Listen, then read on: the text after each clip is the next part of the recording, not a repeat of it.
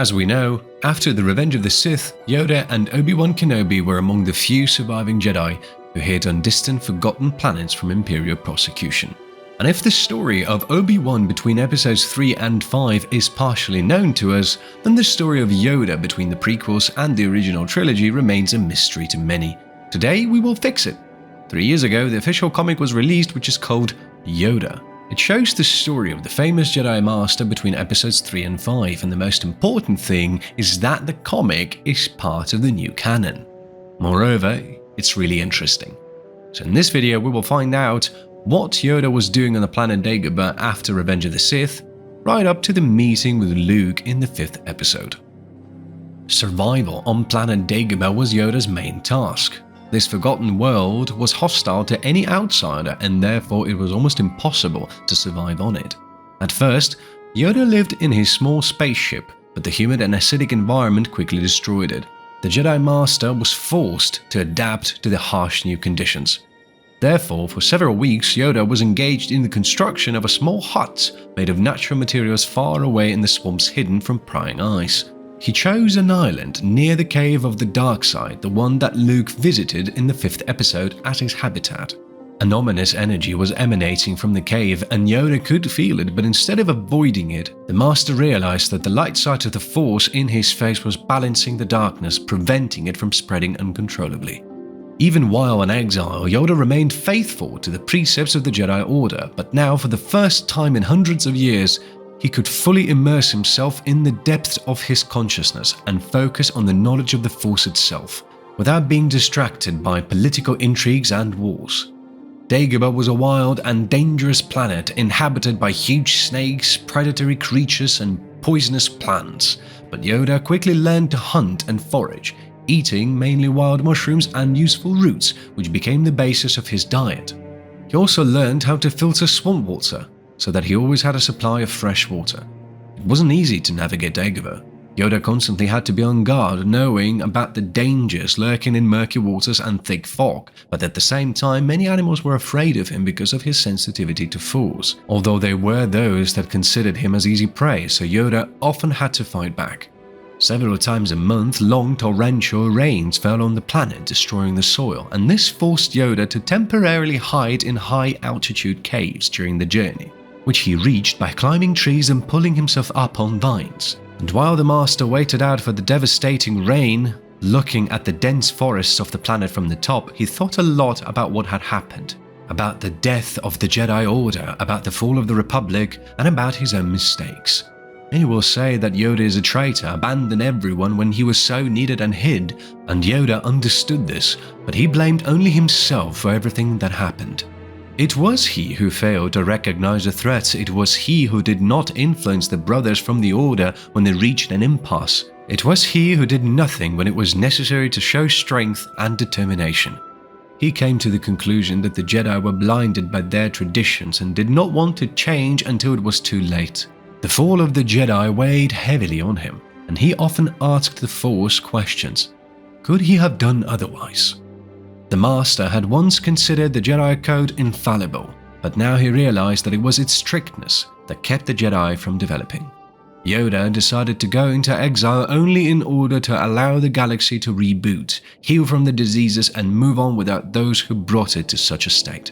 He may come back one day, but now he must first of all upgrade himself to understand what mistakes he made and how his mistakes will help others become better.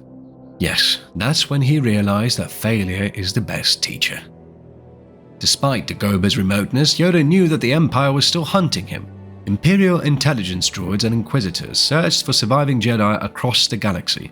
He sometimes felt resentment in the Force when Jedi fugitives were captured and killed, but he remained disciplined, knowing that revealing his location could destroy the galaxy's last hope, the children of Anakin Skywalker. Over time, Yoda became one with Dagobah's environment, easily navigating the swamps and adapting to the harsh conditions. He learned to communicate with nature, feel the rhythms of the planet, and coexist with its many forms of life. His exile was not just a matter of survival, but a test of fortitude, wisdom, and preparation for future difficulties. Unlike Obi-Wan, Yoda never severed ties with the Force. This harsh planet required constant concentration from him. However, the Master was not alone on Dagobah. His constant companion was his old friend Qui-Gon Jinn, who was the first to discover the path to immortality. Yoda did not see him, but he heard the voice of the long-dead master echoing in the force field of the planet. Thanks to Qui-Gon's teachings, Yoda discovered new properties of power that allowed him to overcome death.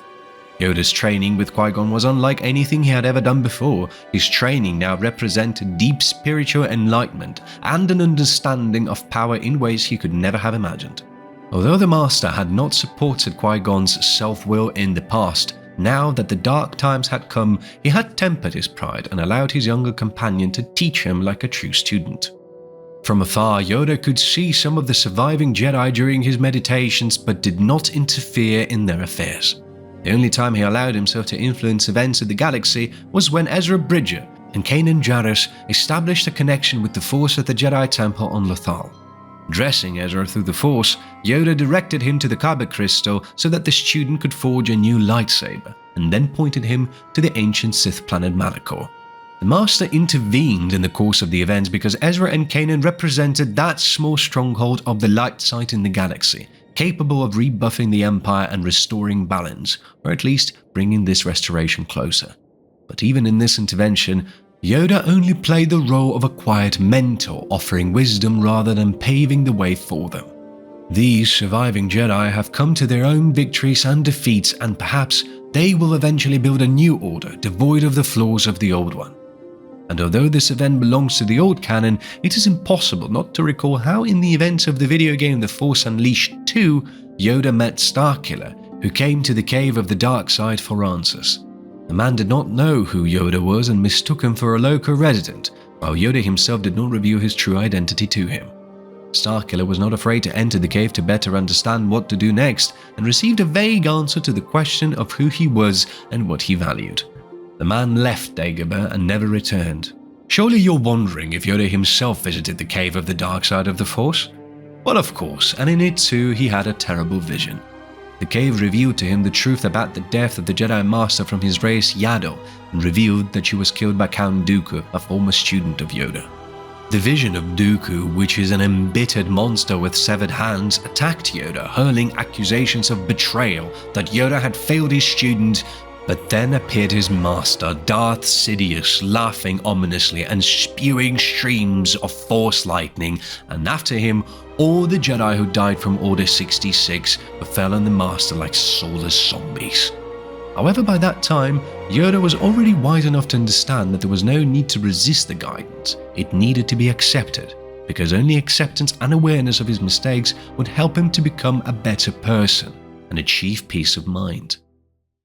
One day, returning from another supply run, Yoda felt the strongest disturbance in the Force in the recent years. It was the death of Obi-Wan Kenobi on the Death Star.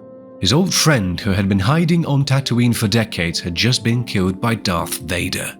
Yoda was overwhelmed by grief, but he did not despair and quickly came to his senses, thinking about further actions.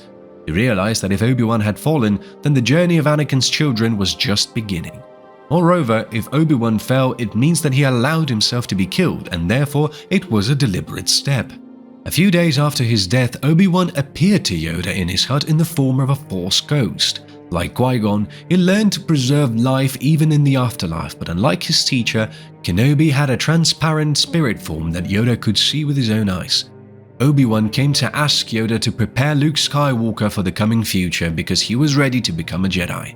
At first, Yoda hesitated and insisted that Leia should fly to Dagobah instead of Luke. Luke had a lot of potential, but Yoda saw disturbing signs in him, the recklessness, impatience, and anger that reminded him of his father. The Master wondered if Luke's training would lead to the same catastrophe as Anakin's fall. He had the same compassion as his mother and was able to succeed where the previous generations had failed. Kenobi sounded confident. Let's remember the lessons of Qui-Gon, and having listened to the voice of the Force, Yoda decided to listen. One thing he knew for sure was that Luke couldn't be trained like the rest of his students at the Jedi Temple. In the last years of his life, Yoda's physical condition deteriorated dramatically. Dagobah's harsh atmosphere and hard training had exhausted him greatly. Now he had to rely on his cane in order to move through the swamps, and where before he could easily jump and climb, there was now an impassable barrier. The meditation sessions became more and more blurry as his body weakened. Nevertheless, he remained true to his goal even when his time was running out. Yoda also wrote down all his thoughts in a diary so that Luke or any other Jedi could use his wisdom after his passing. He hid those notes in a box, and under them he put his own lightsaber, which he had not used since the battle with Sidious. He reflected on everything he learned in his long life, the victories, defeats, and changes he had witnessed over the past century. The Jedi teachings were imperfect, but there was still hope for a bright future in which a new generation of Jedi could achieve true balance. His thoughts, however, were interrupted by a sharp rumble, unusual for the rhythms of life on Dagobah. Yoda felt the fall of a starship and immediately understood everything. Luke Skywalker had arrived. Leaving heavy thoughts in the past, Yoda took his cane, made a bizarre face, and went to meet his new, and as history has shown, the last student. Now you know what Yoda did between episodes 3 and 5 of Star Wars. If the video was useful and interesting to you, please like it and subscribe to the channel. And we are saying goodbye for a while. Thank you for watching, and may the Force be with you.